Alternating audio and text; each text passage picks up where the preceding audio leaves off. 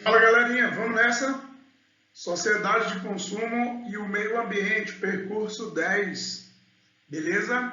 Sem delongas, vamos direto ao ponto. Olha aí pessoal, sociedade de consumo e o desperdício, né? Coloquei uma imagem com um container cheio de produtos de informática, tá? Muito comum esse tipo de imagem em países desenvolvidos, Estados Unidos, Japão, Canadá, Inglaterra, tá? E tem se tornado cada dia mais comum aqui no Brasil, o chamado lixo eletrônico, tá joia? Então, aí, ó, a partir de 1950, nós tivemos uma grande expansão industrial do Brasil e dos Estados Unidos. A Europa já era, naquela época, plenamente industrializada, né? Lembrando que a Europa ela começou a se industrializar por volta de 1750, já na primeira Revolução Industrial, pelo menos a Inglaterra e a França. 1850, você tem lá a segunda Revolução Industrial, que já inclui Estados Unidos e Japão, mas pega praticamente toda a Europa. E o Brasil ele vai, só na década de 1930, se industrializar, certo? Então, por conta disso, gente, nasce um novo estilo de vida criado pelos bens de consumo duráveis e não duráveis, tá? A noção de necessário mudou. E aí nasceu a sociedade de consumo.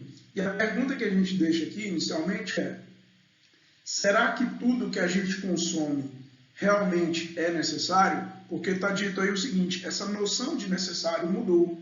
Tá? Antigamente, os casais, naquelas aulas que a gente viu, que tinha muitos filhos, né, na aula de população, tá?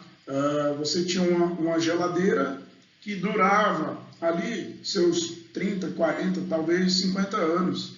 Tá? Hoje em dia parece que as pessoas veem um modelo novo de refrigerador e já querem trocar a geladeira que tem em casa. É muito comum isso. Tá? Vamos debater sobre isso, do porquê dessa vontade desenfreada de consumo na sociedade atual, né? A chamada sociedade de consumo.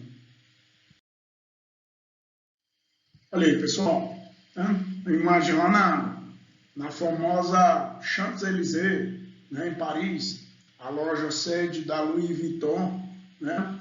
As meninas aí adoram, né, as bolsas da Louis Vuitton, tá joia?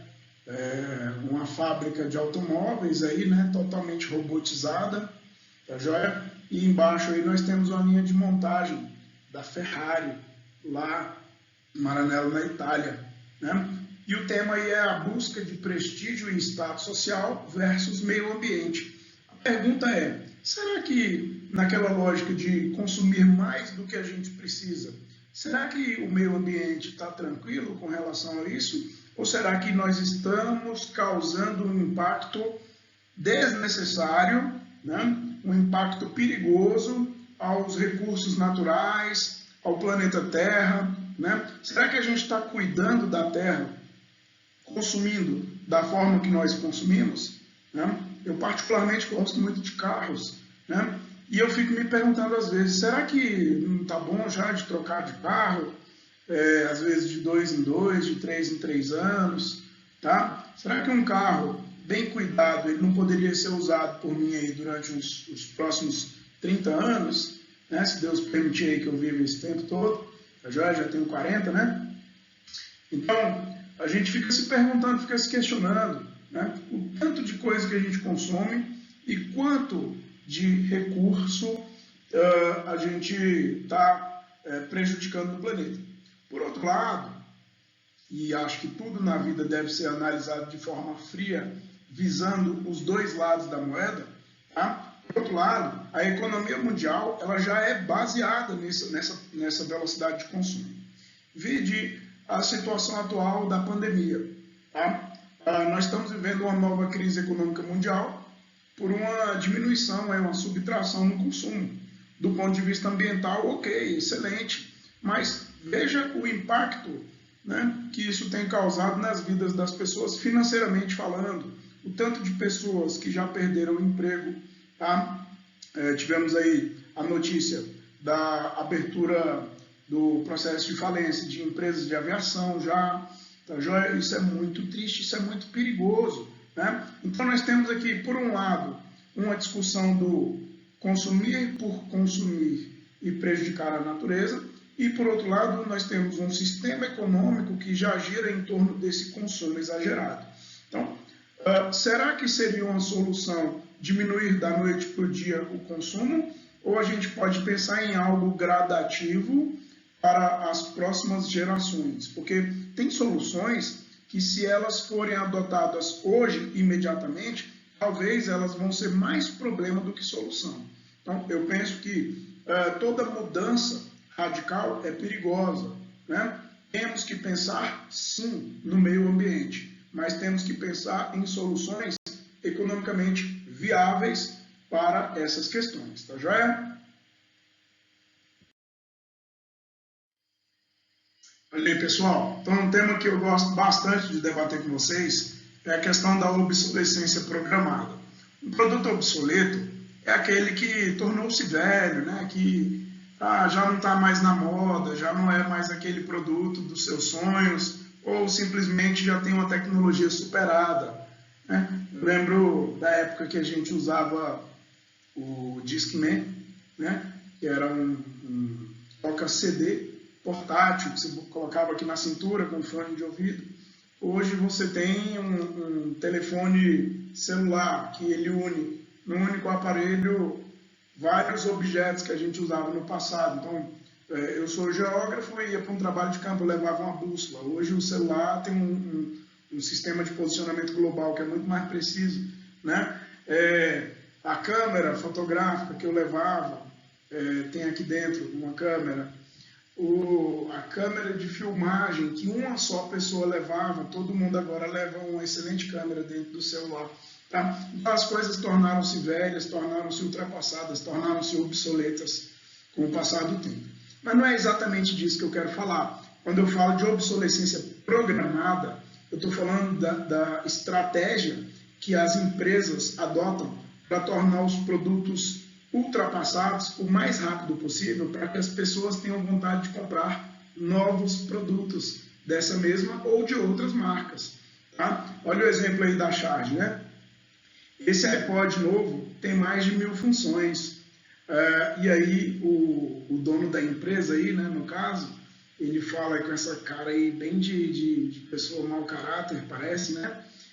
Principalmente a de pifar logo para eu lucrar. Ou seja, quanto mais rápido o iPod desse consumidor estragar, ou se tornar velho, ou se tornar tecnologicamente ultrapassado pelo lançamento de novos produtos, mais a pessoa vai ter vontade de comprar um produto novo. Então essa é a lógica da obsolescência programada. Você pode ver isso também na indústria automobilística, tá? Aquela briga infinita lá entre as alemãs BMW e Mercedes-Benz, né? Elas ficam trocando os modelos dos carros a cada geração num espaço de tempo menor. Tá? Antigamente era de 7 em 7 anos, depois de 5 em 5 anos, agora é de 4 em 4 anos você já tem um modelo novo de carro.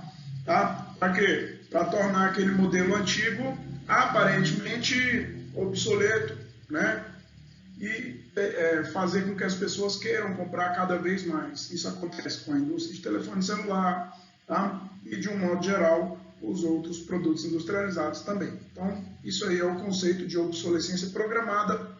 É uma estratégia industrial mundial, tá? Que gera mais consumo e, por conseguinte, prejudica também o meio ambiente. Olha a montanha de lixo eletrônico aí na Charge.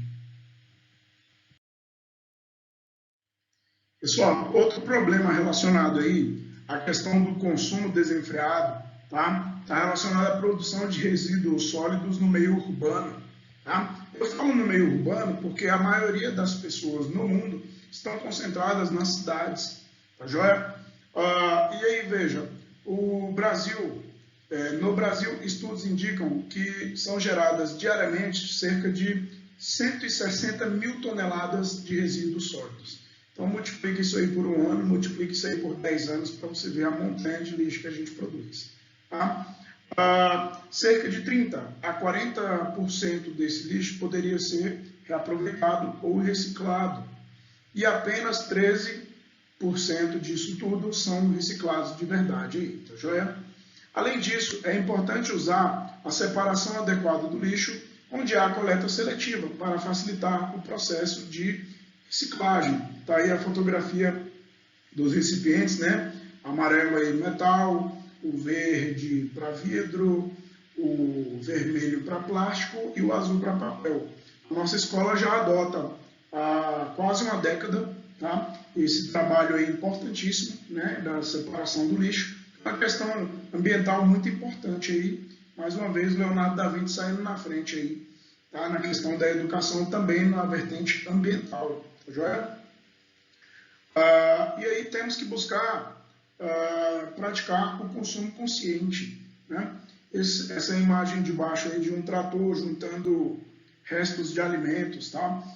Vocês não têm noção, gente, do tanto de alimento que os mercados são obrigados a jogar fora todos os dias para não ter problema com a vigilância sanitária, com a questão das datas de validade, né?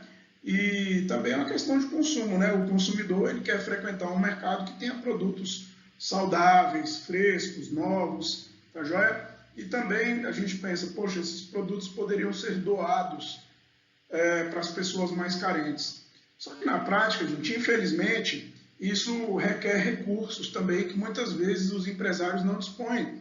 Recurso humano, inclusive, quem que vai levar esse produto, né, para os locais onde estão as pessoas famintas, tá? Então, só com o que se desperdiça no mundo diariamente, você conseguiria aí praticamente sanar a questão da fome no mundo. Só que o problema aqui é como fazer esse alimento chegar lá onde estão as pessoas que não têm acesso a esse alimento. Então é um desafio aí para as próximas gerações e é um desafio urgente até na nossa atual geração. Tudo bem, gente? Olha aí, o desenvolvimento ecologicamente sustentável é um assunto da ordem do dia, tá? O modo de consumo das sociedades começou a ser questionado na década de 1970 e em 1972 ocorreu a Conferência sobre o Meio Ambiente realizada pela ONU em Estocolmo, na Suécia.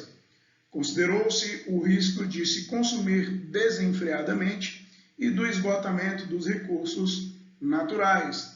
Além disso, debateu-se sobre a superação das injustiças sociais, né? Você tem abaixo aí uma fotografia da Conferência de Estocolmo, né? Os países participando, lembrando aí da nossa maravilhosa ONU Vinci, né? Que é um evento aí muito bom, realizado aí pelo Colégio Leonardo da Vinci, tá? E que todos os anos, né, depois desse problema aí, nós vamos voltar a ter, inclusive, esse ano, a nossa ONU Vinci, tá? E lá em cima, né, uma notícia de jornal mostrando a participação do Brasil na Conferência de Estocolmo, tá joia?